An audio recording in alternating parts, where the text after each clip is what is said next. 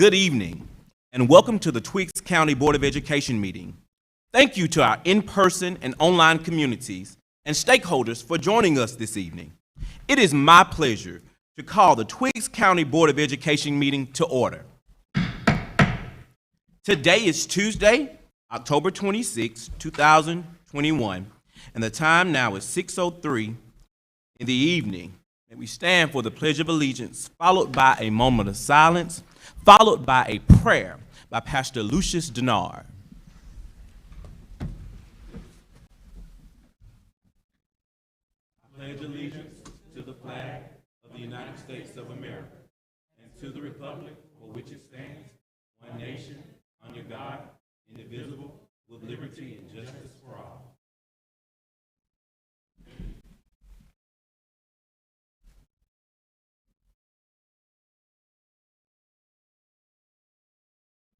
Let us pray.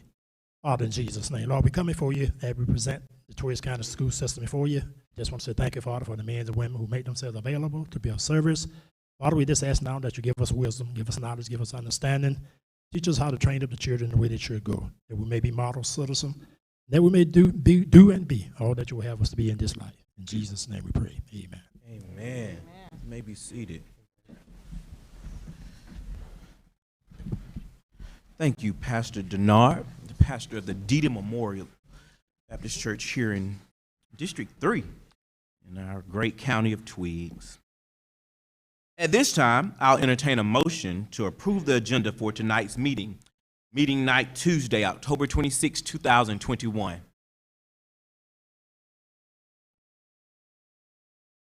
I move that motion. Motion has been properly made by Ms. Blackshear. May I have a second? Second. Seconded by Ms. King. Should there be any discussion? No discussion. Again, this motion is to approve tonight's agenda. Before I ask for a vote, I would like to make note to the board members and to you that in this business agenda, if you don't mind, board members, I'd ask to move item H to item A and item A to item B. If you're okay with that, we can proceed with this motion.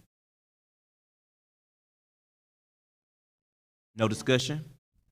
I know you by saying aye, raising your hand if you approve this motion. Aye. Any opposes?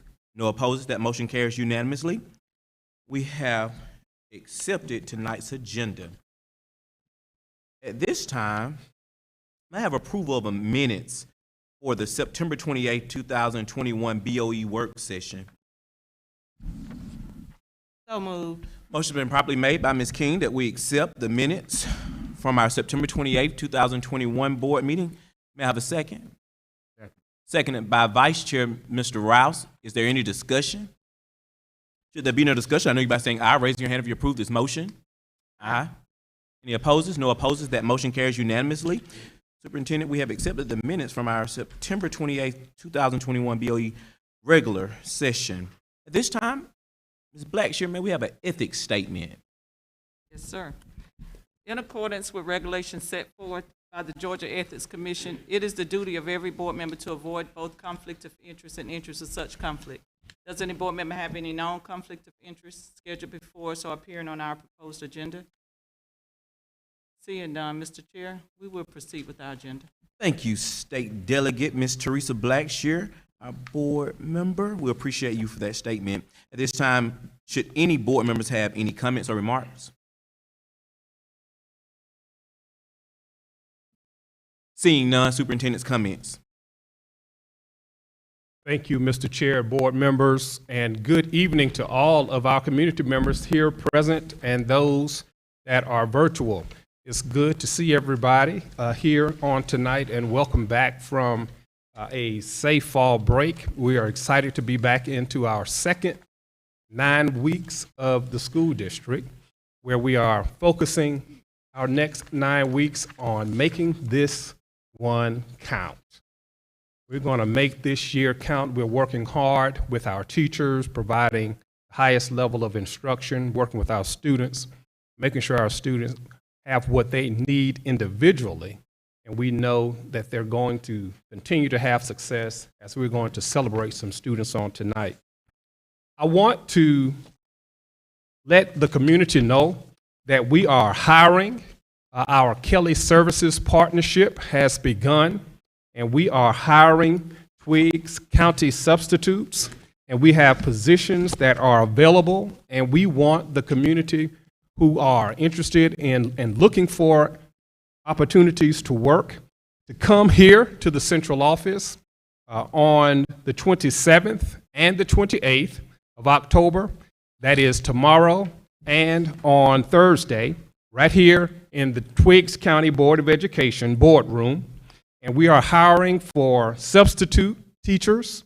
We're hiring for school nutrition specialists, and we're also hiring for custodial staff as well. So if you are looking for an opportunity to work, Kelly Services will be here, and they want you to be prepared to complete paperwork. Also, make sure you bring your ID with you as well. You must be at least 21 years of age, and they'll be here to help you go through the paperwork. And we want to just remind you of a few of the benefits of working with us and our partner, Kelly Services. There is weekly pay that you'll be able to benefit from. There are health, medical, dental, as well as retirement benefits, as well as paid orientation when you are hired. This is a wonderful opportunity for you to begin working with our school district through this partnership. So we certainly want to encourage all of those who are looking for employment opportunities to come out tomorrow and on Thursday from 12 o'clock p.m. until 3 o'clock p.m. right here in the Twiggs County Board of Education boardroom. At this time, I also have an announcement. I'm going to ask Mr. Pravante Basley if he would come forward and make this announcement for us as well. Some great news that we received on late yesterday. I want to make the board and the community aware of.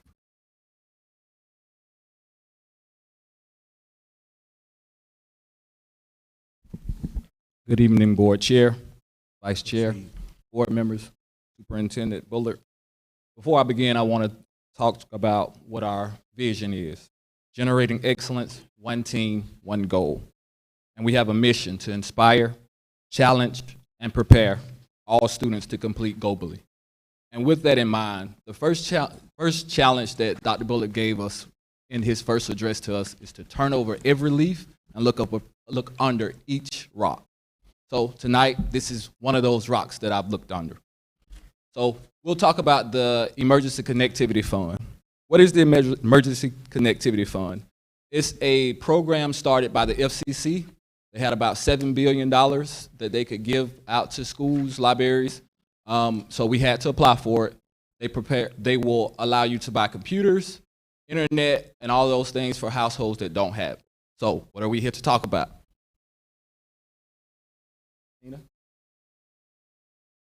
We have been awarded $291,950.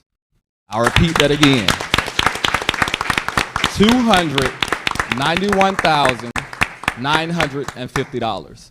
This will go towards purchasing 500 hotspots. That's going to be the hotspot and the service for a year, and 500 Chromebooks for our students to go home. So be on the lookout for it. We'll have more information on the upcoming board meetings, but be on the lookout for that. We just wanted to let you guys know. Thank you. Thank you, Mr. Bass.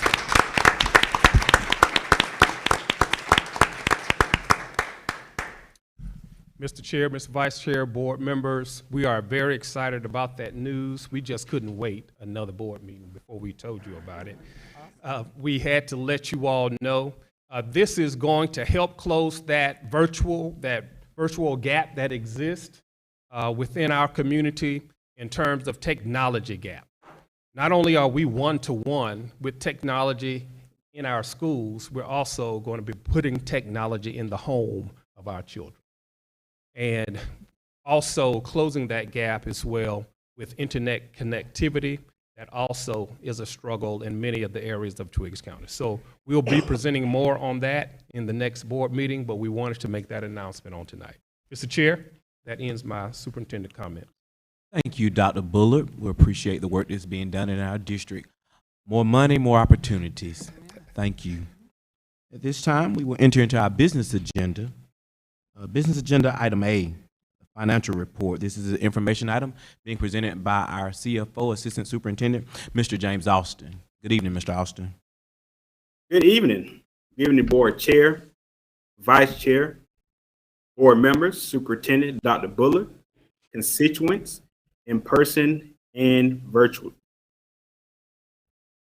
Tonight, we'll talk about State Bill 68 as it relates to our financial reporting and present July 1st through September 30th end financial report. However, before I talk about those items, I'd like to remind y'all of who we are. We're a school district with a vision, generating excellence, one team, one goal. And we have a mission, and that's to inspire, challenge, and prepare all students to compete globally. I'm going to share my screen. I want you all to look at some of the language in State Bill 68. One of the things that we've been charged with going into this new fiscal year, as you see our Senate Bill 68, which came and was passed in Georgia. On page 3, just briefly, we look at now that the State Board of Education is requiring us to review our financial status of the local board every month, at minimum, the revenues, expenditures, and encumbrances. In the past, we presented monthly financial reports to the Board of Education. However, we have to include a little more information and ensure that it's done monthly, timely, and it presents every facet of what the new legislation has stated. With that being said, our template looks a lot different. And I want to take the opportunity to explain each column in the template and to address some of the key changes and how this will look going forward. So let me start with what's very familiar with that we've done in the past. As we look at our general fund, the first column on the left here, and hopefully my cursor is moving so you can see what I'm pointing to. The general fund will look very similar to what we've seen in the past. You will see the budget, the actuals, what we actually have in that particular month, and the percentage of that budget line item used. And you will see an overall number. The same with the expenditures. Now, the key difference is as we move to the bottom, you'll see a line item entitled Open Purchase Orders. Also, encumbrances. It's the same difference. Open purchase order is what it means is that we have assigned a purchase order to an item that will be expended, but it has not yet happened. We have to account for those items because they can and will impact the budget at some point in time. So the state is now requiring us to put this item and information into our monthly report. So you'll see this at the bottom here now of each report as it relates to our overall expenditures for the month. The next column, debt service fund.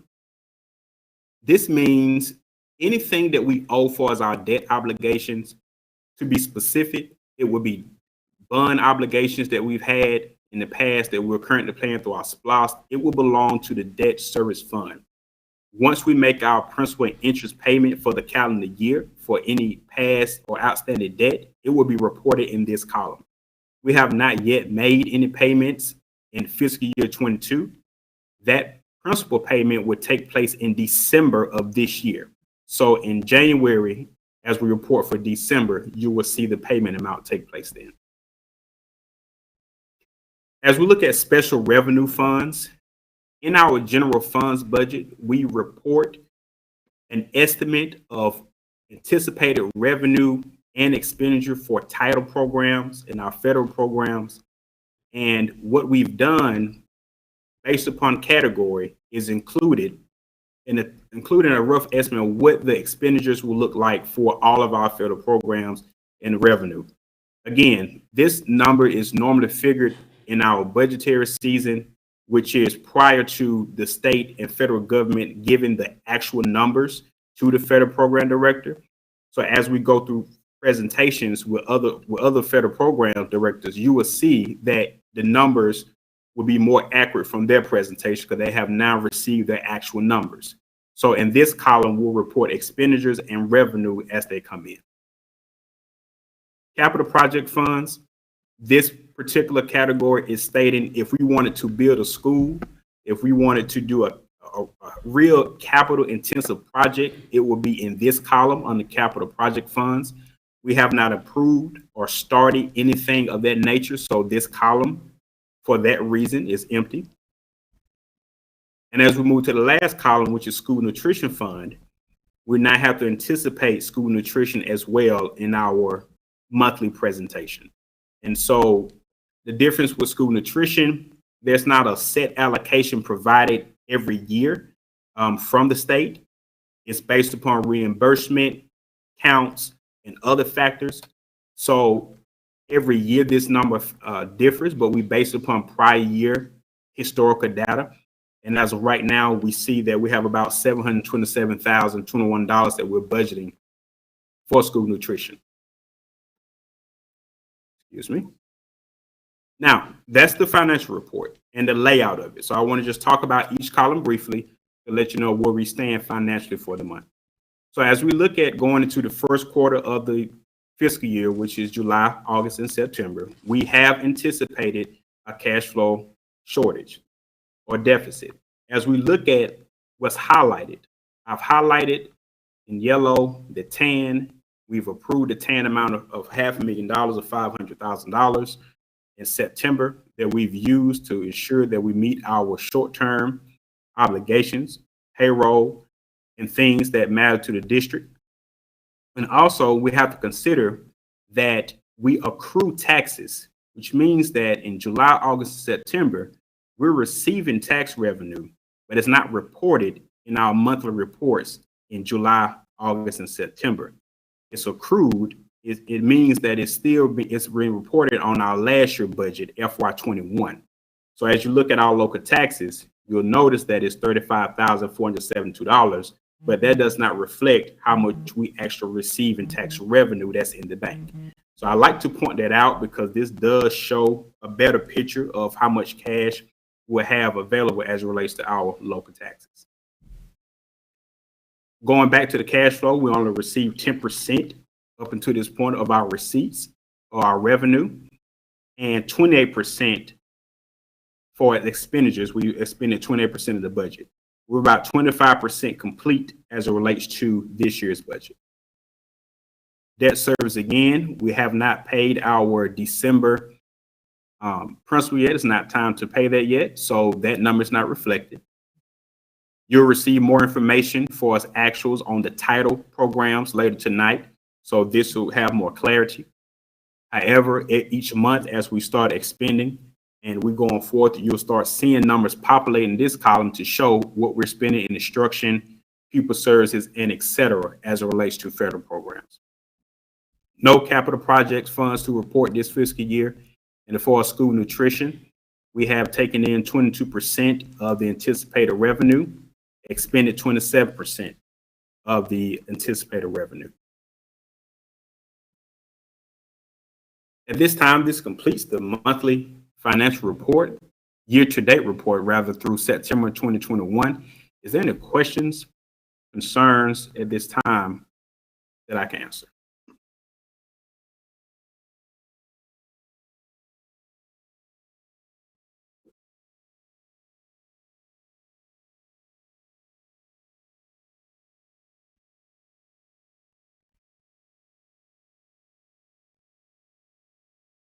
Thank you, Mr. Austin. Yes, sir. Enjoy your conference. Thank you.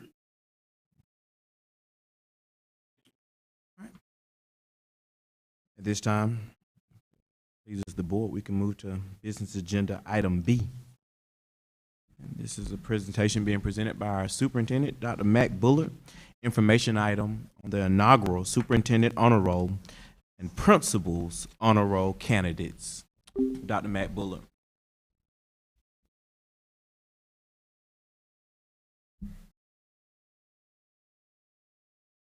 Good evening again, Mr. Chair, Mr. Vice Chair, board members, community members present, and those that are virtual. It gives me pleasure to introduce our inaugural superintendent's honor roll and principals honor roll for the first 9 weeks. We want to institute this honor roll set of candidates in order to celebrate the hard work of our students in our core business, which is academic achievement. The superintendent honor roll are those students, those scholars who have worked, who have studied, and who have succeeded in accomplishing all A's in all of their classes for the 9-week period. And the principal honor roll list are those scholars who have studied, who have prepared, and who have accomplished all A's and B's for the first 9 weeks. It is important in order for us to ensure that we want to do exactly what our mission says, which is to inspire our students to compete globally, that we don't wait until the end of the year to do so. As an adult, if you want to motivate me, waiting until the end of the year, I wouldn't consider that just motivation. Do it along the way. It encourages our students. It motivates them to continue producing at that high level. And hopefully, it also encourages other students to do the same. I would like to, at this time, acknowledge our students. I'm going to call them by name and by grade level. And we are going to also schedule a celebration for these students, for their parents, for their guardians, for all of their hard work. And that reception will be scheduled, and an invitation will go to each one of them where they'll receive an award and certificates of accomplishment. There are 21 students in the inaugural superintendent honor roll at Jeffersonville Elementary School who have made all A's. For the first grade, all A's, Avery Bozant, Jace Bryant, Rodney Davis, Amina Hodges, Taylor Hollings, Madison Kemp, Kaylin Lane, and Troy Pearson V. Also, Loreely Pelham, Jerry Von Quantum, Antoine Riley Jr., Ava Rouse, Aliva Thomas, Ira Washington, Harris Williams, and Molly Wright. Third grade, Naya Martin. Fourth grade, Lily Epps, Diane Hart, Sarah Wright, and fifth grade, Jordan Burney. Will you all give those scholars who made all A's a round of applause? The principal's honor roll, all A's and B's. We have 26 scholars at Jeffersonville Elementary School. Principal's list scholars: Skylar Cornelius Black, Christian Crosby, Nolan Floyd, Zayden G., James Gonzalez, Aiden Hollins, Cameron Mullis, and Charlie Thomas for the first grade. Second grade, Carly Epps, Colt Finn, George Pitts Jr., and Carolina Warrener. Third grade, Jaden Brown, Amelia Harris.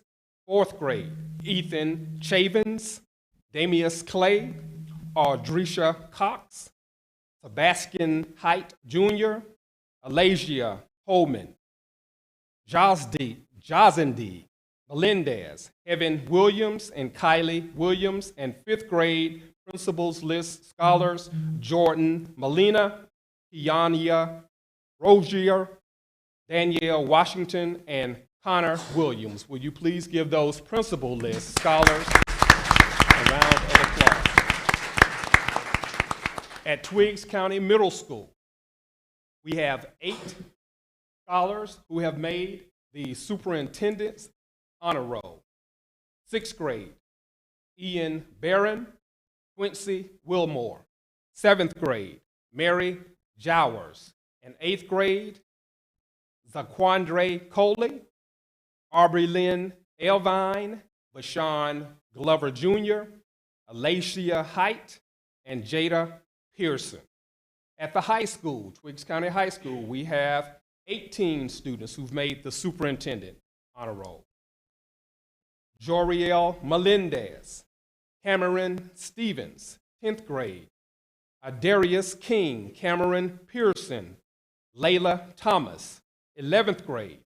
Zion Height, Olivia McElhaney, Patricia McKelvey, Michaela Mitchell, Autumn Moat, Frederick Ron, and Chandler Spivey. And 12th grade, Terica Bond, Jesse Young, Eldrick Parks, Kennedy Smith, Akito Stevens, and Tayana Woodley. Would you give those superintendent honor roll scholars a round of applause? And finally, our principal's honor roll list for the middle and high school. For our middle school, 6th grade, Kennedy Anderson, Aislinn Bryant, Damari Burney, Terrell Chapman, Terrell Coley,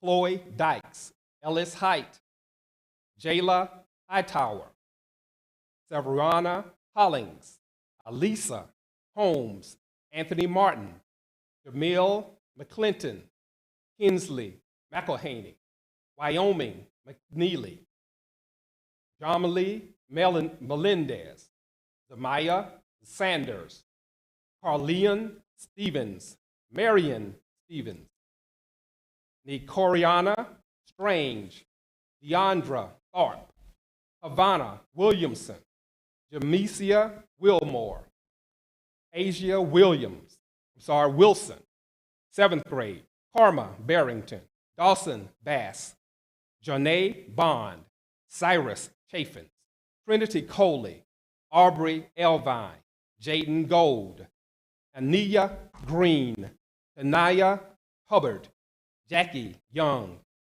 Caitlin Lowy, Thomas Riles, Cameron Sampson, Destiny Singleton, Emily Spires, Jamarcus Stevens, Jacob Williams.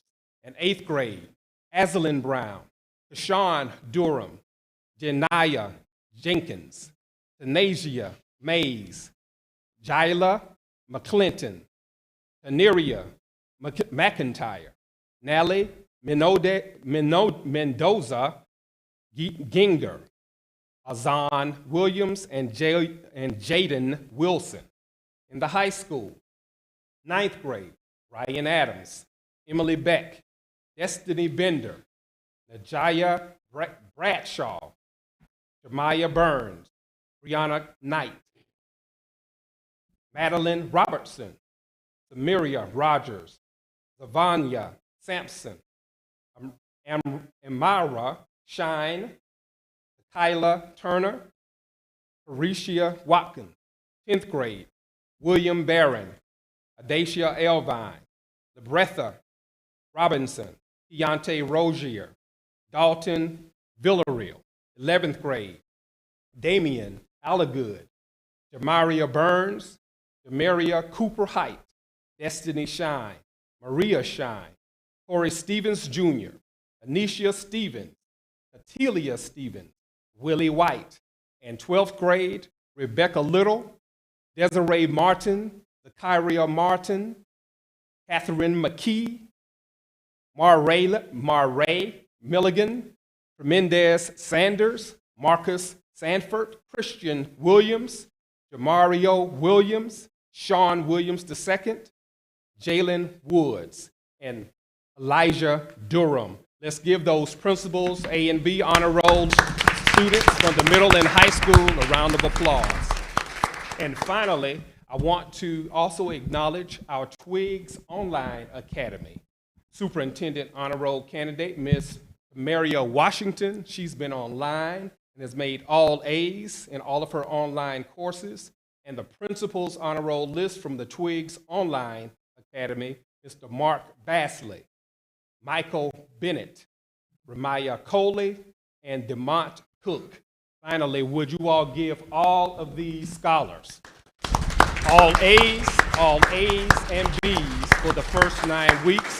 A round of applause. Scholars, well done. Scholars, well done. We know the hard work, the study, the dedication, and the focus. We know as parents and as teachers the encouragement and the support that is needed for students to make these types of accomplishments. It just does not. And when they make these accomplishments, we want to celebrate. We want to reward them. And we want to encourage them to continue to do it over and over again. This is the beginning of their success, not only in school, but post-secondary as well, and in their life as adults. We want them to know if you work hard and if you study, if you dedicate yourself, you will accomplish your goals. Again, congratulations, scholars. I look to see you and your parents in the upcoming reception where we're going to give you your awards and your certificates of accomplishment. Thank you, Mr. Chair.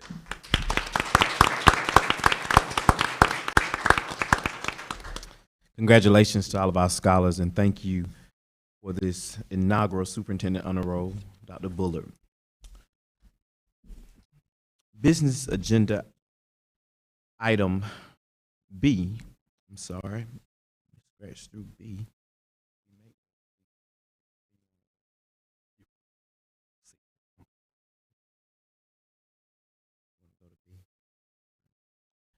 Business agenda item B. This is a resolution in honor of Ms. Trendy Spires. This is an information item being presented by Ms. Tina Times. Good evening, Ms. Tina. Good evening. Good evening to you as well. Board Chair Harris, Vice Chair Rouse, board members, Superintendent Bullard, to our in-person and virtual audience. Allow me first to remind you of our great vision and mission. Our vision is to generate excellence, one team, one goal. And our mission is to inspire, challenge, and prepare every student to compete globally. My assignment tonight is bittersweet, but no less an honor to recognize 2 of our Twigs torchbearers who lived our mission and our vision and have become eternal guiding flames for this district. Resolution of remembrance.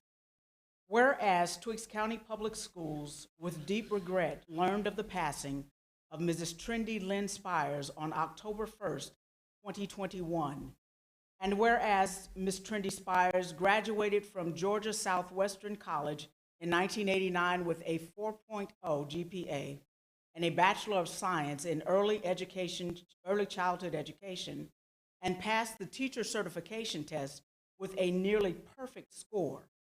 And whereas upon completing her student teaching in several neighboring districts, Ms. Spires chose to begin her career with Twigs County Public Schools as an elementary school teacher at Dry Branch Elementary School in 1990. And whereas Ms. Spires served her entire tenure with Twigs County Public Schools in myriad capacities, such as elementary teacher and assistant principal, Dry Branch Elementary School, middle school teacher and principal, Twigs County Middle School, elementary school assistant principal and pre-K director, Jeffersonville Elementary School, program specialist, parent coordinator, district academic and literacy coach, district aerial instructional coach, and district SIG coordinator. And whereas Ms. Spires received glowing reviews and evaluations throughout her career, citing such commendations as good encouragement of students. She never lets her students give up. Ms. Spires offers great praise and support for her students. All students participate Ms. Spires is a very good teacher. And whereas Ms. Spires, during her interview on March 19, 1990, wrote the following educational philosophy for which she lived by and never wavered: I believe that a school system should educate each individual child through a well-rounded curriculum which provides for all aspects and not just the academic basis. Teachers should provide alternatives for learning styles because all children do not learn the same. I believe that education includes making our children better citizens for the future and not just a drilling of the basics.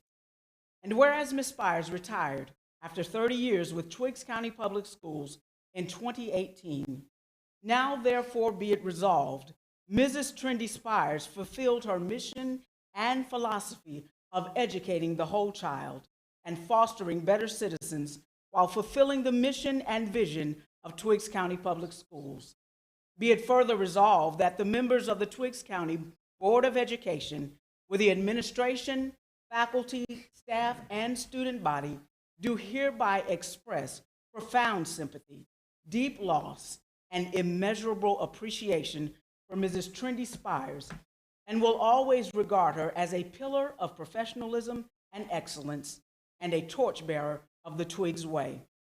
Be it further resolved that this resolution will be spread across the official minutes of the Board of Education and that a copy thereof be given to the family of Trendy Spires. Humbly submitted on the 26th day of October, 2021, Twiggs County Board of Education, Jeffersonville, Georgia, Mr. Jaquez J. Harris, Board Chairperson, Dr. Mac H. Henry Bullard, Superintendent of Schools, and we'd like to ask the family of Mrs. Trendy Spires to come forward at this time. Superintendent and Board Chair.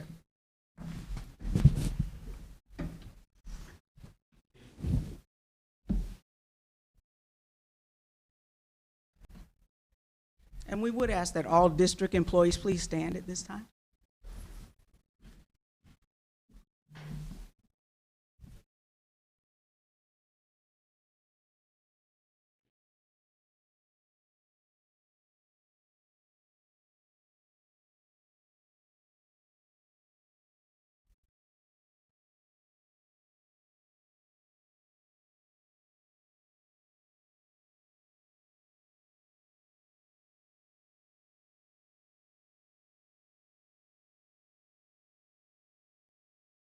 Thank you.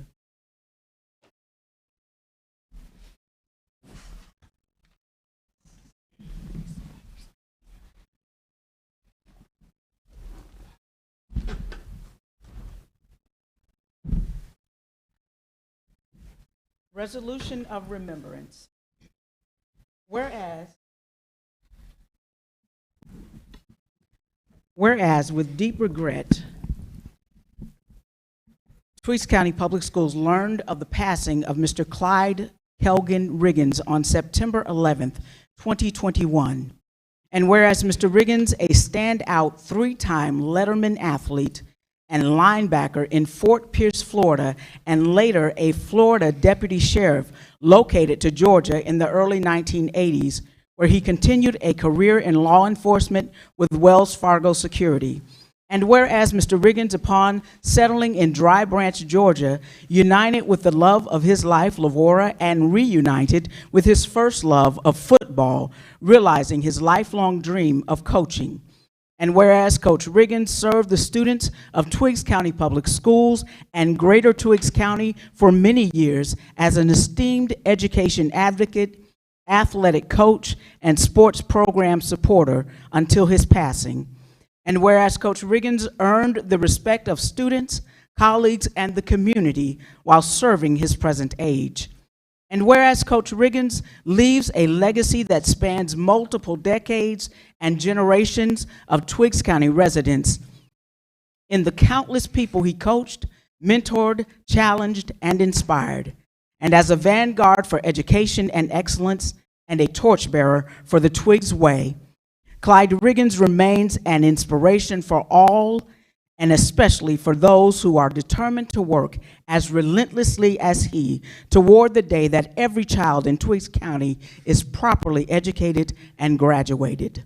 Now therefore be it resolved that the members of Twiggs County Board of Education, with the administration, faculty, staff, and student body, do hereby express profound sympathy, deep loss, and immeasurable appreciation for all that Clyde Riggins meant to this school system and community. Be it further resolved that this resolution be spread across the official minutes of the Board of Education, and that a copy thereof be given to the family of Clyde Riggins. Humbly submitted on the 26th day of October, 2021, Twiggs County Board of Education, Jeffersonville, Georgia. Mr. Jaquez J. Harris, Board Chairperson. Dr. Mac Henry Bullard, Superintendent of Schools, if you would come forward, and the family of Mr. Clyde Riggins.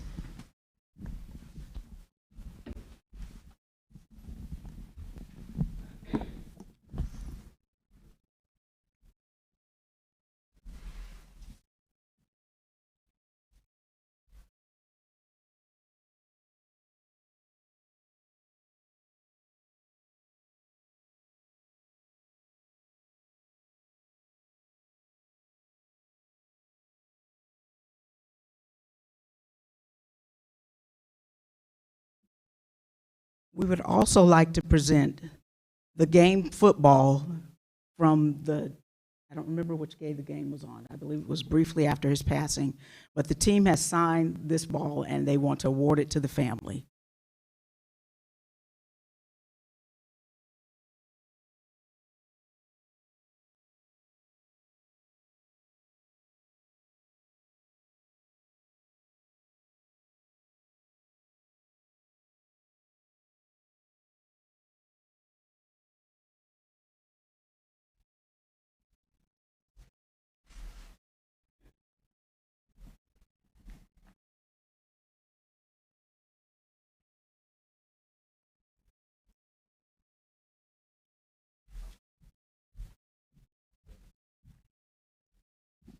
Twiggs County, would you join me in standing and giving a round of applause for the lives of Miss Trendy Spires and Coach Clyde Riggins with a loud, thunderous celebration.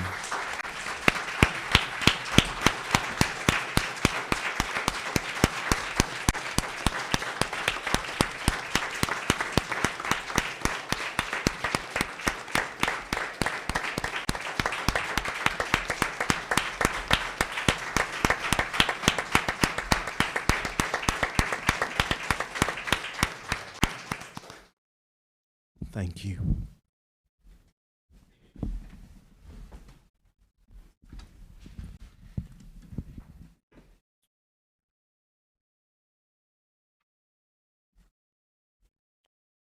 This time we will move to business agenda item D. This would be CTAE Workforce Development Grant. This is an information item being presented by our CTAE Director, Ms. Lewis. Good evening, Ms. Lewis.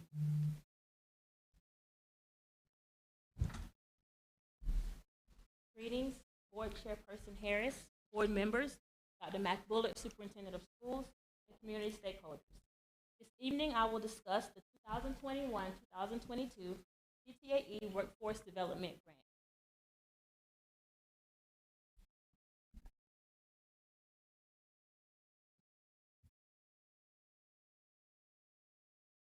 I begin with our vision and mission. The mission of Twiggs County Public Schools is to inspire, challenge, and prepare all students to compete globally. In doing so, we are generating excellence as one team with one goal. Twiggs County High School scholars are inspired. The mission of the CTAE department at Twiggs County High School is to provide exposure and access for our students.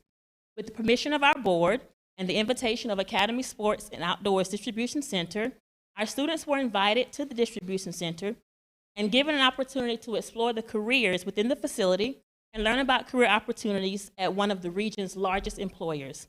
Students learned about the vast career opportunities in the areas of logistics, engineering, and warehouse distribution. As a result of this trip, several students applied for part-time positions, and we will host a job fair with interviews and on-the-spot offers for our students and families within the next couple of weeks. Our scholars are challenged. This month, our Air Force JROTC unit, under the direction of Colonel John Terry and Master Sergeant Corey Lockhart, hosted the quarterly award and promotional ceremony. Cadets were honored for their accomplishments during the quarter. Cadet of the Year for first-year cadets was Ms. Shafrasia Young. Cadet of the Quarter for advanced cadets was Sierra Williams.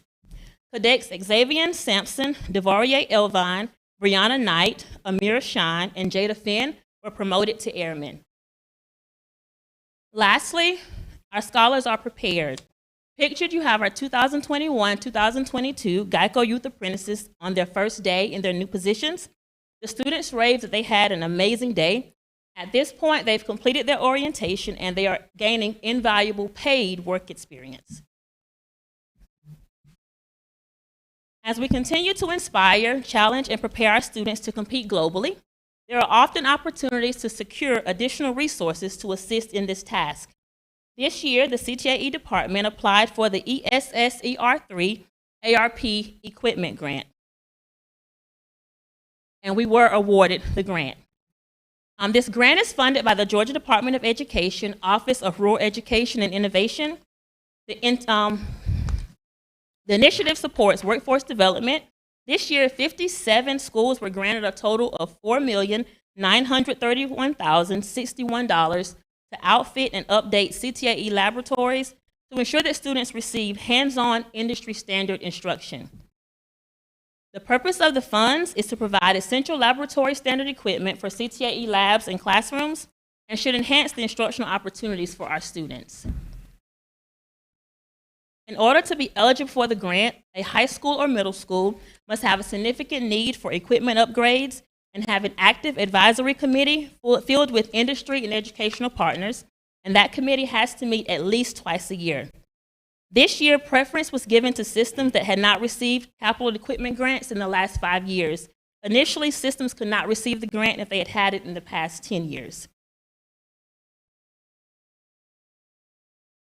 All of the equipment that we purchase will be used to increase student understanding, enlarge their skill sets, reinforce the importance of vital life and employability skills, provide hands-on learning opportunities, prepare our students to pass enough pathway assessments and to earn industry certifications and credentials, and equip our students with knowledge and skills needed to compete in the global workforce. Examples of some of the equipment we hope to purchase are shown here: an early childhood development real care infant simulation system, animal anatomy 3D flip charts, plant producer educational hydroponic systems, a John Deere Z530R Z-Track high-capacity zero-turn mower, and 11-inch iPad Pros. The maximum grant award is $100,000 per system. We requested and were awarded $97,920.73. These funds have been awarded, and we will be allowed to use the funds once our proposed equipment purchases are approved by the DOE.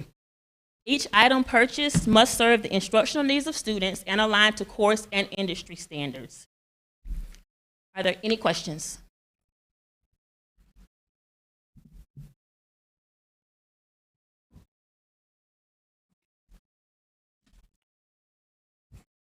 There's no questions from the board.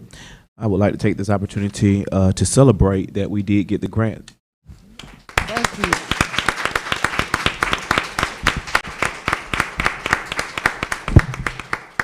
Thank you for the opportunity. Thank you for the work that you do in the CTAE department. It does not go unnoticed. We have stakeholders discussing our opportunities with partnerships, continue to grow, and allow every child in our district an opportunity to see something outside of the school building. Thank you, Ms. Lewis. Business agenda item E, this is federal programs overview. Information item being presented by Ms. Miriam Reardon. Good evening, Ms. Reardon.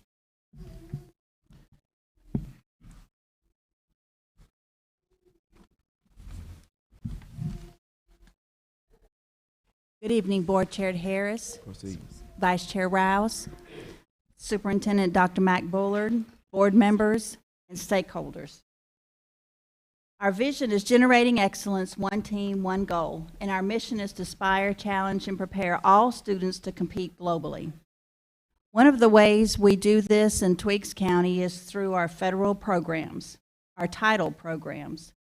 There are 5 title programs that Twiggs County Public Schools participates with. That is improving student achievement through Title I with $481,833. With Title II, improving teacher quality, $59,826. Title III, supporting English language learners. We do not have funds for this program because you have to have at least 74 students, and we have much fewer than that in our district, so we utilize other funding sources to support our English language learners. And then we have Title IV and Title V, rural and low income, $55,100. First, I'm going to begin with Title I. Title I budget of $481,833. This budget is divided into these broad categories that you see, with a set-aside fund of $196,467. And then the remaining is divided among the 3 schools, Jeffersonville Elementary with $149,136, Twiggs Middle School with $72,417, and Twiggs County High School with $63,813. These dollars are divided based on the poverty rates within these schools. The process to determine the budget is lengthy, but it is intended to gain the greatest input and the greatest impact on student achievement. We begin with a data review. We obtain stakeholder input through many venues. After that, we work on preparing the CLIP, which is the Consolidated LEA, which is the district, improvement plan. We work with principals and preliminary meetings, and then we have planned expenditures. With the set-aside funds, that is divided into the areas of audit cost, additional parental involvement, parent engagement, and an administrative set-aside. That includes the personnel and all of the things that influence the day-to-day office operations. At Jeffersonville Elementary, they have chosen to take their funding and divide it among support personnel, which are 4 paraprofessionals to support literacy and student achievement, instructional and student supplies, and intervention and monitoring. And I'll have more details what that is in just a moment. At Twiggs County Middle School, they have chosen to divide their dollars by support personnel, which is an academic coach, instructional and student supplies, intervention and monitoring, tutoring, and summer school. And Twiggs County High School is dividing their funds through an academic coach, intervention and monitoring, and tutoring and summer school. You see that the support personnel, that constitutes paraprofessionals and an academic coach at the schools, and our intervention and monitoring is detailed through programs such as MobyMax, STAR, STEM Scopes, Scholastic Pro, Right Score, USA Test Prep. Some of these programs provide intervention for our students, and some of these are monitoring our students' progress so that it directs the path that we need to focus on to improve student achievement. Our next funding source is Title IIA, which supports teacher and leader support and development. It is to improve the quality and effectiveness of teachers, principals, and other school leaders, to increase the number of teachers, principals, and other school leaders who are effective in improving student achievement, student academic achievement in schools, and to increase student achievement consistent with challenging state academic standards, and to provide low-income and minority students greater access to effective teachers, principals, and other school leaders.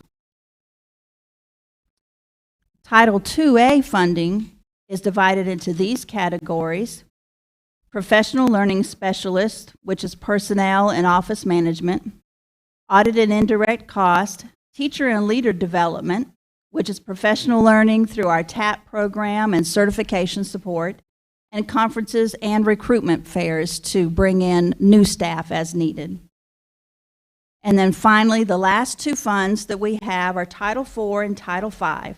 Title IV in the past is utilized for student support, and Title V is for rural and low incomes to close the gaps that we may have from being a rural system. We have chosen this year to utilize our Title IV money, which is $37,159, and take that money and consolidate it with our Title V program, which is $17,941. The rules and regulations are different between Title IV and Title V, and we believe that the Title V rules and regulations will allow us more flexibility to meet the needs of our students. So we've consolidated them into Title V to give us a total of $55,100. These funds, we still accomplish the goals that were under Title IV, but we're just going to do it through Title V. It is summer school and tutoring and student support. If you notice under Jeffersonville Elementary's Title I budget, they did not have money to be able to support our after-school programs or tutoring programs, so we can utilize this to fill in those gaps. PBIS and student incentive and support. This is supports for our students through incentives in all of the schools. The PBIS coordinator salary and benefits, 20% of that person's salary and benefits. And then teacher and leader development for RTI, which is response to intervention, MTSS, which is multi-tiered systems of supports, and positive behavior intervention and supports, which is PBIS. Are there any questions?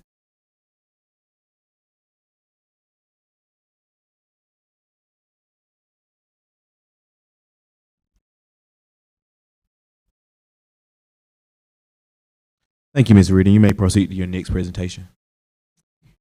Thank you. The next presentation that I have is our 2020-2021 Georgia Milestone Scores and Graduation Rates, assessing our students during a pandemic. Throughout this presentation, please remember that we are assessing our students and educating our students during a pandemic. Our vision, as always, is one team, one goal. All of us working together towards the one goal of our mission to inspire, challenge, and prepare all students to compete globally. Even during a pandemic, we were charged with this duty to prepare our students. During the 2020-2021, that is so hard to say for me, test administration time, the Georgia Department of Education applied for a waiver of high-stakes testing requirements in July of 2020. And again, they applied for this in February of 2021. The waiver was denied by the United States Department of Education. Georgia State School Superintendent Woods made it clear that we would be focusing on the health, safety, and well-being of our students throughout the school year and during testing season. So we did obtain flexibility around testing stakes due to the pandemic. We extended state administration windows and utilized additional flexibilities. Throughout the state guidance, districts with flexibility contracts, which is a waiver district, were directed to waive promotion and retention consequences tied to Georgia milestones. We are a waiver district. The state guidance also stated that virtual students should not be required to come into the building solely to test if they are uncomfortable doing so due to the pandemic. Even so, our students worked and our staff, administration worked to provide the best education that we could possibly give to our students. From the Godot, scores would be interpreted in the context of the pandemic. We would still have reliability and comparability, but the comparability of these scores would be under a context. Tests were designed to measure a typical instructional environment, and 2020-2021 school year was anything but typical. In general, year-to-year comparisons should not be made using school level or district level data. Each school in the state, each district in the state, Each family in the state experienced the pandemic in very different ways. Sometimes, board, we remember that success isn't measured by a number. It isn't necessarily a goal. Sometimes it's realized through growth. Sometimes it's realized through life skills. Sometimes it's realized through experiences and perseverance. As we review the test scores, please keep those things in mind. The state of Georgia charged us as we discussed these test scores, and they were made public, to keep in mind all of the things that I have discussed, and always remember this is during a pandemic. Our entire district was in a virtual setting for more than half of the school year during that year. In addition to that, after the district returned to face-to-face instruction, 104 of our students remained totally virtual. That means 85% of our students were in-person learning and 15% of our students were totally in virtual learning. Our virtual students, not all of them had tested subjects. 71 virtual students were taking a tested course. The scores don't define us. These scores don't define our students. Our students are amazing. Our staff is amazing, and they have been moving forward, and we are on track for great success. Our students and staff need our support and expertise as we move through this. Remember again, this assessment was done at the end of a less than ideal year during difficult circumstances. We began looking at the scores, and the state has cautioned us to focus on looking at who did and did not test. That's one of the biggest things that we can look at with our students because it shows perseverance. It shows trust in the school system by our students coming in. Normally, in other school years, we are required to test 95% of our students. You'll see third graders, 98% of our students were tested. So even during a pandemic year, 98% of our students were willing to come in and be tested in even if they were in a virtual environment, they came in. Our goal is to get to proficient and above, but we must respect the efforts of the scores represented through our developing and above. The state of Georgia has asked us to include both of those. We are looking at these scores, comparing the state and our district, but again, Superintendent Woods asked us not to compare. This is only as a point of reference. The comparison to the state is for reference only, not a point of success, not a point of failure. This is just where we are, and it shows what we need to do to improve. I still want you to see where all of our students are. This is third grade ELA. Next is third grade math. Again, 98% of our students tested. Next is fourth grade ELA. 97% of our students tested. Fourth grade math, 97% of our students tested. Then we get to fifth grade. This is a true commitment and a true trust of the students and administration at the Jeffersonville Elementary that 100% of our fifth grade students came in and not only tested for ELA, 100% of them tested for math, and 100% of them tested for science. That means for 4 days that they persevered through this testing environment. And then we move on to middle school. Many more middle school and high school students were fully virtual. So many more of them were not comfortable coming into an in-person environment. Some of them tried, so you'll see from time to time that maybe the ELA scores, percentage of students who tested may be higher than some of the other courses that were tested, and that's because they came in and just didn't feel comfortable enough to return on another day, and we respected that.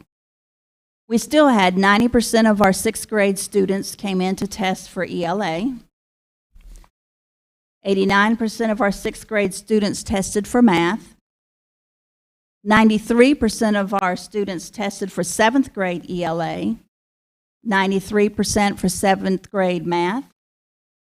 And then our 8th graders are testing all of their subjects.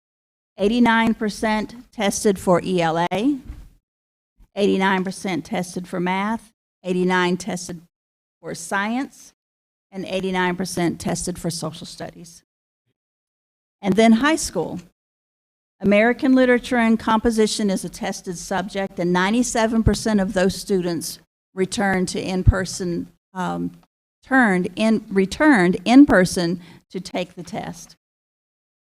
And then our math students, our Algebra 1 students, 100% of those students returned to be tested. In biology, 93%. And U.S. history, 100% again. So factors to consider throughout our test scores. All students were in a virtual learning for over half of a year. 71 students remained virtual for the entire year. Access to technology and the internet was a challenge for many of our families. For some, it was sporadic. For some, we could not do it at all, even with our best efforts. Additional absenteeism during this school year. We had quarantines, we had illnesses. In addition to COVID, we had other illnesses to contend with. The mental stress on our students due to the pandemic stress, the mental stress that their families were going through, the mental stress that our teachers were going through, and administration. We have to keep all of those things in mind as we consider these test scores. Again, these test scores are showing us where we are, and it allows us to focus on areas to improve. So what do we do with these test scores? Besides just what we talked about, is showing us areas to improve. According to Godot, Georgia Department of Education, they should not be used for punitive or for accountability applications. There will be no CCRPI scores in 2020. The federal government gave us a waiver. There will be no new CSI or TSI schools, which are comprehensive or targeted school improvement schools, that will be identified in 2021 due to a federal waiver. There will be no test score impact on teacher and leader evaluations. How are we going to support our students? The work that our district has done to monitor learning and address unfinished, and I say unfinished, not lost, because our students did not have learning that they lost. Our students had learning that we could not finish. And we want to keep that in mind as we are discussing these test scores and discussing our learning environment, that we had unfinished learning and we are taking that back with a vengeance. We have opportunities, and we have, they include but are not limited to formative assessments, checking progress and adjusting instruction, expanded learning opportunities through summer school, tutoring, and support, proximity learning tutoring, Read United with United Way. Individual teachers are working to tutor our students and support them before school, after school, during their lunch breaks, every moment they can. We have academic coaches that we've put in place. We have mental health and well-being supports. We have RTI, response to intervention, and MTSS, multi-tiered support systems, interventions. A new math curriculum to address content need. If you noticed during the presentation of the scores, which I didn't focus on the scores, but we could see that we focus on what the needs are going to be, and math was a greater need. To support these students, we have adopted a new math curriculum. We are seeking additional grants to support learning and to support our staff. The next that we're going to talk about is graduation rate. First, we need to understand how graduation rate is calculated. And again, I remind you, this is a pandemic year. Georgia calculates a 4-year adjusted cohort graduation rate that, as required by federal law.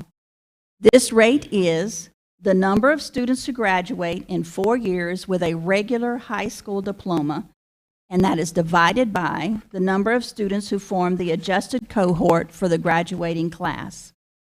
So we have down at the bottom the number who graduated, which was 48, divided by the number who started 9th grade and those who came in and went out over the 4-year period, which was 63, and then 48 divided by 63 is 76.2%.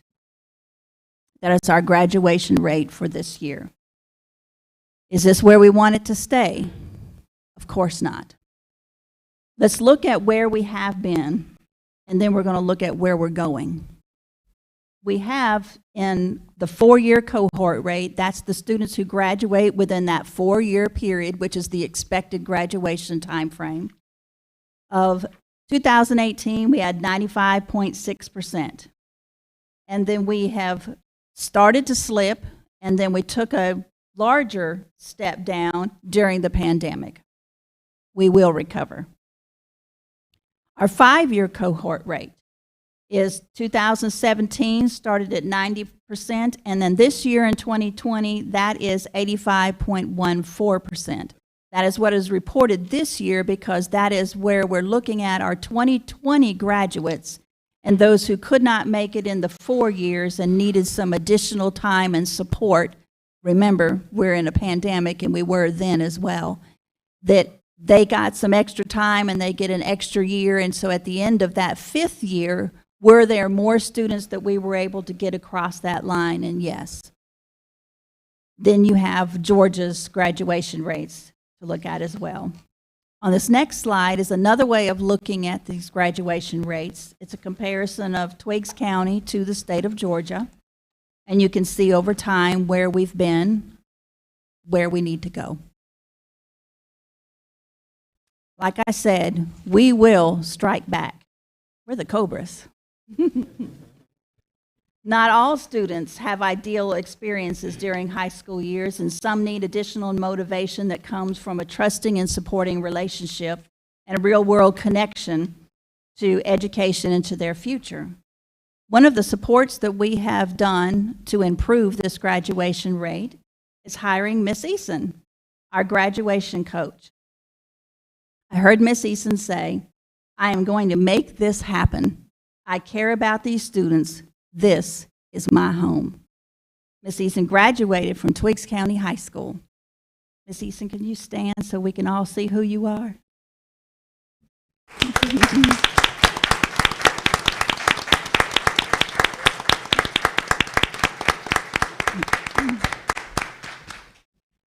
And you see that she's got some work ahead of us. She's going to help our students discover their potential and see the relevance in their education. She's going to connect with students and empower them to fulfill their promise and change their lives. That's a big charge, Miss Eason. But we're here to support her. There's a team that is coming around her. With Miss Eason, we have Dr. Foster, our counselor at the high school. We have myself, and we have our assistant superintendent, Dr. Griffin Stewart. All of us are the task force that are going to come together to do exactly what that says. Our goal is to have 90% graduating on time for the class of 2022. So we will strike back. How are we going to do this? First, we can regain some of the students from the graduation rate from last year and get them in that 5-year cohort. One of the ways we're going to do this is through Workforce Georgia. We have partnered with Workforce Georgia, and with them, they can support our students by providing them with a job, which is why many of them stopped coming to school during the pandemic. Their families were in need, and they needed to go to work. And so they had to put aside their school studies while they did this. We understand this need, and we tried to find ways to support these students. With Workforce Georgia, they can get these students a job and support them while they're finishing school. Some of these students may choose to get a GED. That will not improve our graduation rate, but we support our students because it is important that they have a completion of high school behind them. And we want to make sure, whatever way we can, that we support those students.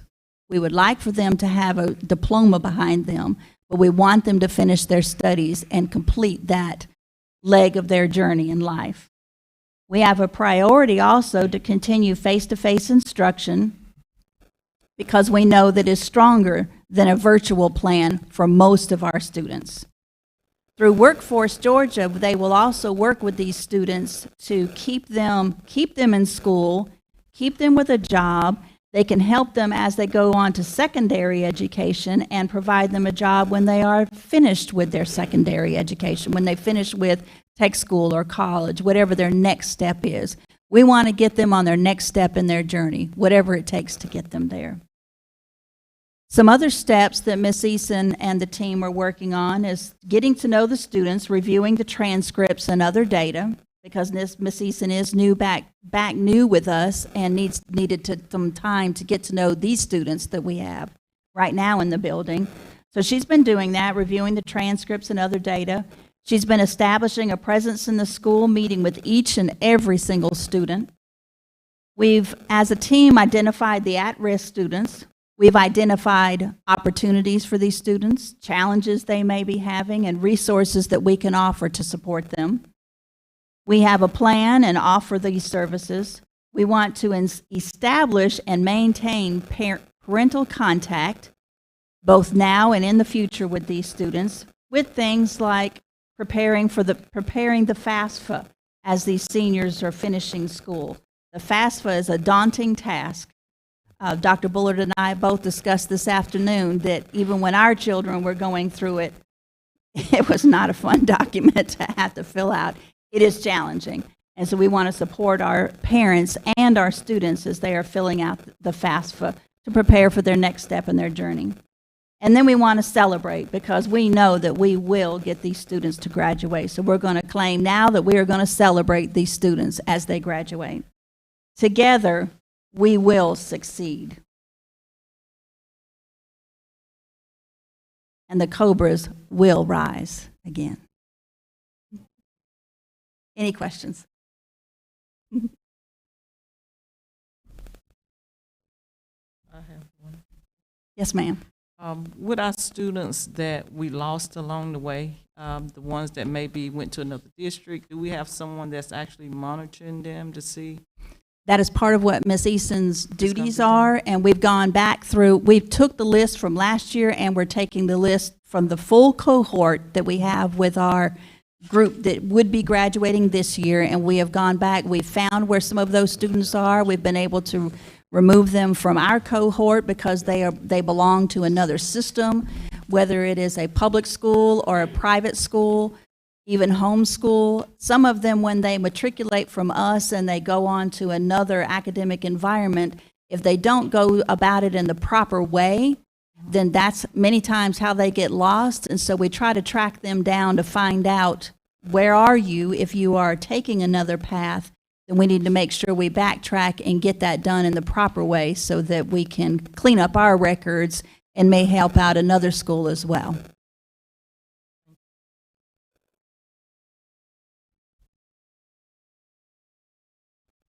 No further questions.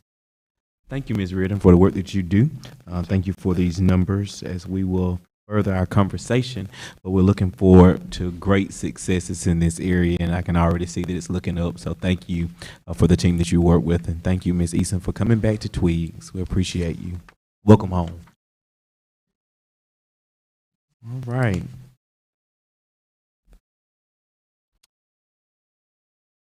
Business agenda item G. This is our ready utilization report being presented by our Assistant Superintendent, Dr. Griffin Stewart. Good evening. Good evening, Board Chair Harris, See, Vice Chair Rouse, board members, Superintendent Dr. Matt Bullard, all of our stakeholders in person and virtually.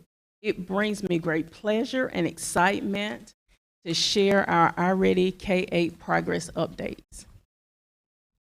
But before I can share, we are definitely a district with a vision and a mission.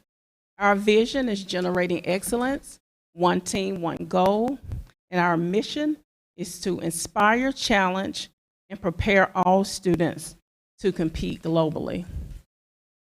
So with the information that Ms. Reardon shared on our graduation rate and just our scores during the pandemic, I just want to thank you on behalf of our students, board members, for approving this resource iReady. So as a district, we made an investment in our students in July. we're positioning our K-8 students to compete globally by being able to apply mathematical concepts and skills in real-world situations. Kindergarten through 8th grade students, they have received the consumable math books, all K through 8 students, as well as digital. They have digital access. This is an advantage for our students and parents because resources can be used at home and school. So both learning environments have easy access to both resource options. The iReady math journey for our K-8 students. Where have we been since August and where are we now? In August of 2021, K-8 students took the iReady screener as a baseline assessment. And a baseline assessment is nothing but their starting point. The results are as follows. If you look, you'll get a chance to see what the district view is of the overall grade placement. So if you look at the first bar, you will see the colors with green with stripes, regular green, yellow, red, and a red with a stripe. What this signifies as a district starting point is our students with the green stripe going through. It lets you know that these students are at the mild or above grade level.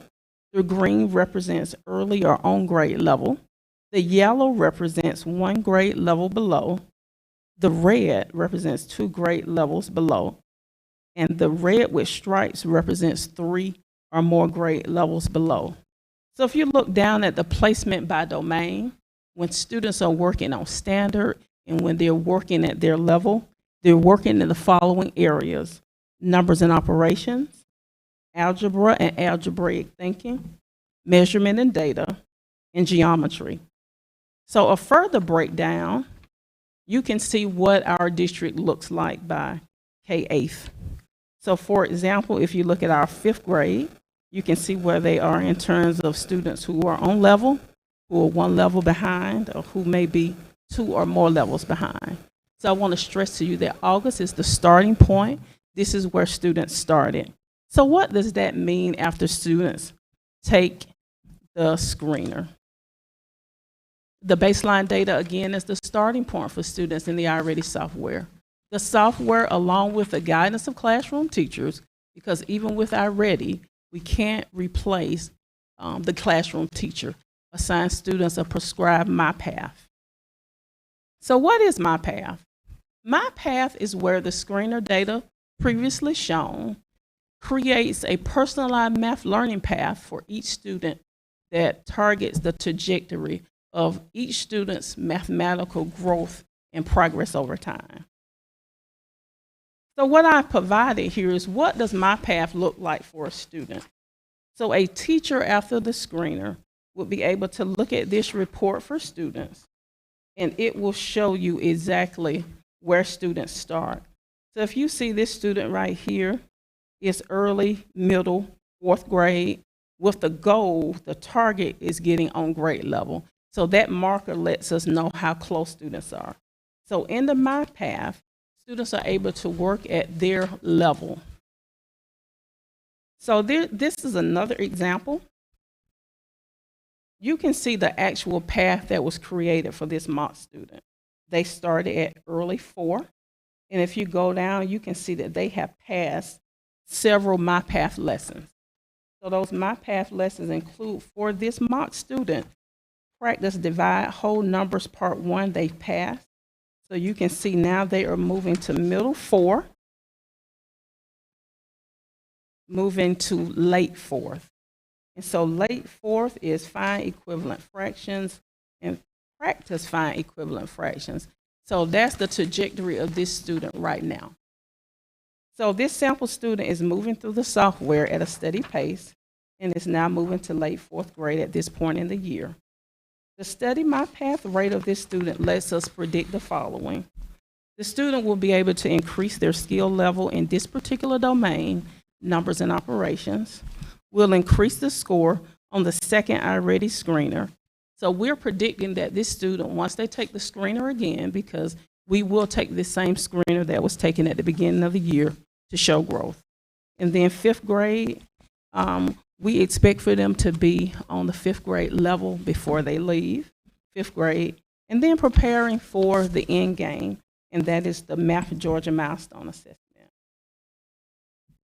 How do we ensure MyPath is completed with fidelity for K-8 students? Building principals, APs, instructional coaches, monitor weekly school level reports. And in those weekly school level reports, the principal or assistant principal can click on a teacher's class, and it will drill down to students and show you exactly where students are, what they're doing, and what they're struggling with. Assistant Superintendent of Teaching and Learning monitors weekly instructional summary report for the district, review results with principals. So this is a report that I look at every Monday to let me know where we are in terms of making sure we are using our Ready with Fidelity. Students must complete 45 minutes weekly on their MyPath software and must successfully pass one lesson per week. And MyPath is where students are working at their level. So if students are at a third grade math level, the program is designed to work them from third grade on up. While they're in the classroom with the classroom teacher, they are receiving on standards work. Teachers review student data results and support students as needed. So if you look at the last report, you will see this is the weekly summary report for TWIGS. So I get a chance to look at this report, and it'll show me where students have met the 50 minutes or more, and it's just 45 minutes a week. They can do more, but to meet the fidelity and to get the results based on the research, they must be on the software 45 minutes. If you stroll across, you will see 30 to 49 minutes. You'll see our percentage with 10 to 29 minutes and 1 through 9. So our next step is moving from just making sure the fidelity piece is completed and actually drilling down to more looking at student data, because this is about individual students increasing their progress. I want to thank you again for approving the iReady software and consumable books for this year. Are there any questions?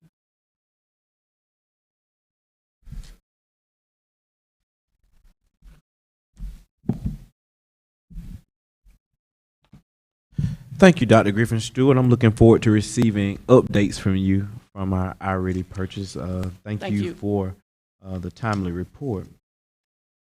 At this time, business agenda item I. This is going to be our action item.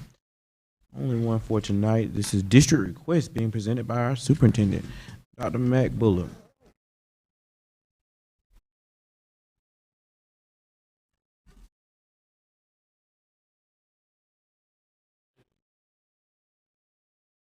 Mr. Chair, Vice Chair, Proceed. Board members, I do have, excuse me, you have in your packets a list of district requests that I'd like to review with you and ask for your approval on tonight. In terms of field trips, we have our special education department has requested permission to take their students on a field trip to Goodwill on Eisenhower Parkway in Macon, Georgia. The purpose of this trip is for transitional life skills, and the students will work on communication, following directions, and real life experiences. These are consecutive Thursdays that you see, October 21st, November 4th, November 18th, December the 2nd, from 9 to 2:45. And these are our special education staff who will be supporting those students on those trips. Also, the Junior Beta Club for our middle school also submitted their request to attend with the elementary and high school students. They actually have participated today. This request came in and was not in the batch last week, but you all already have approved those students to go to the Junior Beta Club Leadership Summit in LaGrange, Georgia. We wanted to make sure you had the documentation. Ms. Kilgore and Ms. Oates are supporting those students.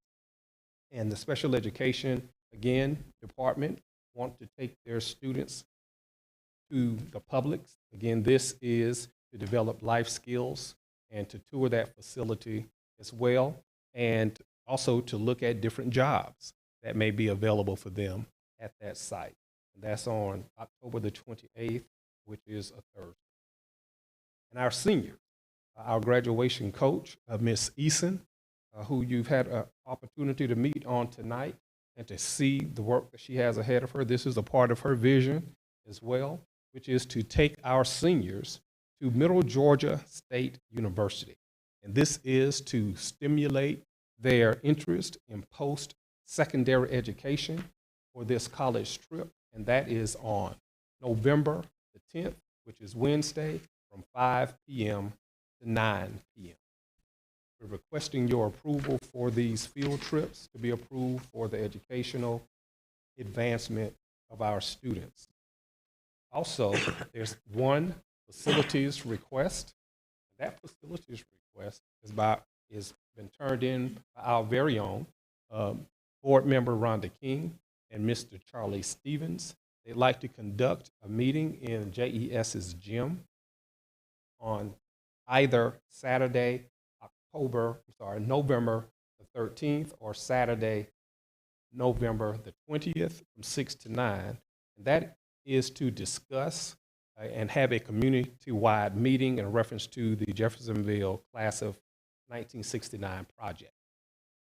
It may be one of those dates, but possibly even both of those dates. They'd like to reserve the gym for that community meeting. And finally, we do have a list of fundraisers that have been submitted that we request your approval. Many of these fundraisers are from JES and some other groups as well. Junior Beta, the JES Beta Club largely has requested to raise some funds in order for the students to proceed and move on to the state and the national competition in JES, and we'll make some announcement next board meeting. In reference to that, JES Beta Club would like to have a fall cookiegram sale. They'd like to have a hat and hoodie day where students will pay $1 to wear their hat or hoodie in the building. They'd like to sell Krispy Kreme coupons for the first couple weeks in November, and have a candy cane gram as well, where they would like to send sweet messages to teachers and friends in the first couple of weeks in December. And they also want to have your permission to request sponsors and donations in terms of Adopt a Beta and corporate sponsors and partnerships.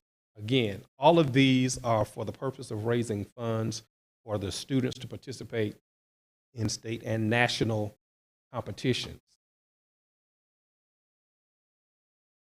Also, the JROTC at Tweaks County High School would like to have a fundraiser as well, Poppin' Popcorn. It's an online popcorn sale. I'm not sure if you all have participated. That popcorn is really good. I participated in one of those popcorn sales. It is really good popcorn. But they'd like to also raise funds for their upcoming Summer Cadet Leadership Academy. And they'd like to have your permission to do that for the month of November through the beginning of December. The FFA Club, led by Mr. Williams, they've done this for several years, sell country meat sticks after school. And again, they're raising funds so that their students can participate in the FFA convention and summer leadership conference. And finally, there was a request that was submitted. I'm not sure if it's on your fundraising sheet. It was submitted by Miss Angela Vincent for the Tweaks County Middle School robotics team. They'd like to sell donut certificates. They'd like to sell those at the home, in school, in the community. And those funds will be to purchase supplies for the robotics competition that they're going to participate in January. In December. They're going to participate in that competition in December. They want to buy additional supplies for that, and as well to have funds for registration and et cetera, and transportation, and buy T-shirts so they'll be unified when they participate in the robotics competition this coming December. That concludes the list of fundraisers that we request board approval on tonight. Thank you, Dr. Bullard. Board, you've heard the superintendent's recommendation for approval of district requests. What do I hear? I move that motion to approve the district request. Motion's been properly made by Ms. Blackshear. May I have a second? Second motion. Second by Vice Chair Mr. Rouse. Any discussion? No discussion. I know you by saying aye. Raise your hand if you approve this motion.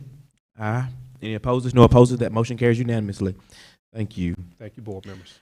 At this time, Dr. Bullard, have we exhausted our public business agenda items? Mr. Chair, board members, we have exhausted our business agenda for tonight. Board members, have I overlooked or omitted anything presented before us by our superintendent and on our business agenda for tonight's meeting? Seeing none, I'll call for a motion to move from public session to executive session. I'll make that motion. Motion been properly made by Ms. Stokes. May I have a second? Second. Seconded by Ms. King. Any discussion? No discussion. I know you by saying aye. I'll raise your hand if you approve this motion. Aye. Any opposers? No opposers. That motion carries unanimously. Board, we are now in executive session.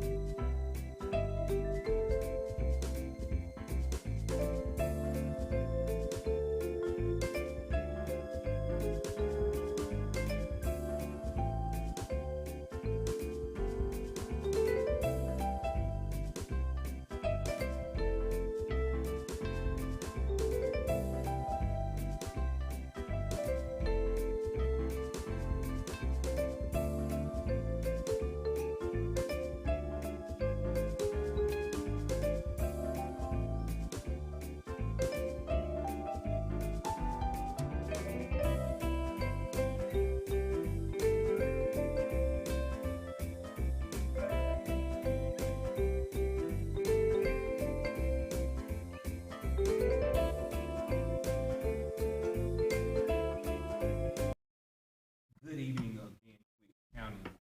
Thank you so much to our online and our physically present attendees tonight.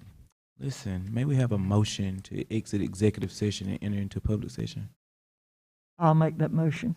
Motion's been made by Ms. Stokes. May I have a second? Second. Second by Vice Chair Rouse. Any discussion? No discussion. I know you by saying aye. Raise your hand if you approve this motion. Aye. Any opposes? No opposes. That motion carries unanimously. We are now back into public session.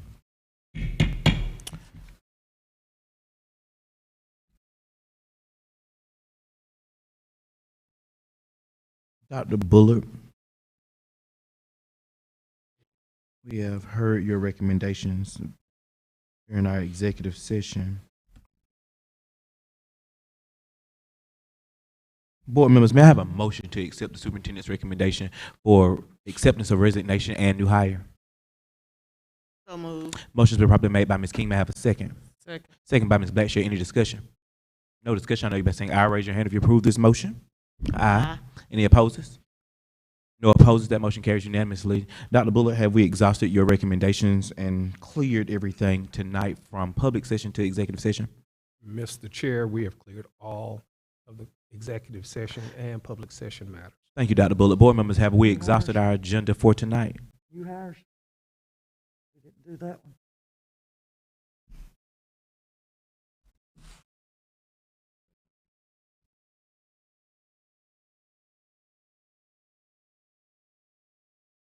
Seeing none, may I have a motion for adjournment? So moved. Motion's been properly made by Ms. Blackshear. May I have a second? Second. Seconded by Vice Chair Rouse. Any discussion? No discussion. I know everybody saying aye. Raise your hand if you approve the motion for adjournment for tonight. Aye. Any opposes?